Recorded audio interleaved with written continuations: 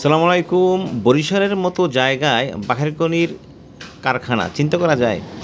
আমরা সাধারণত জানি বাঘেরকনি আসে ঢাকা থেকে। বরিশালে সাধারণত এটার কোনো ফ্যাক্টরি নেই বা তা কেউ বানায় না। আমরা এই ফ্যাক্টরির সন্ধান পেয়েছি। সেটা হচ্ছে এটা হচ্ছে বরিশাল কাবরসার যে খেয়াঘাট, এখান থেকে হয়ে ওপার যেতে হবে। ওপার গিয়ে প্রথমেই এক বাজার বাঁধবে।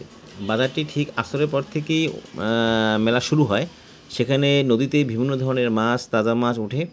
আমরা যখন গেছি মনে হয় খুশি মতো একটু পরে গেলে ভালো হতো, তখনও পুরা বাজারটা মেলেনি।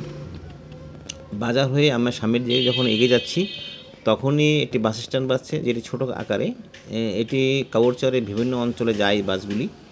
ওইখান থেকে হয়ে হেঁটে ঠিক 5 মিনিট লাগবে এই বাঘারকনি স্টেশনটি। খুবই পরিপাটি তারা বানিয়েছেন। এই বাঘারকনি যিনি বানিয়েছেন অবশ্যই তিনি প্রশিক্ষণপ্রাপ্ত। ছোট্ট পরিসরে বেশ চাহিদা কিন্তু ব্যাপক।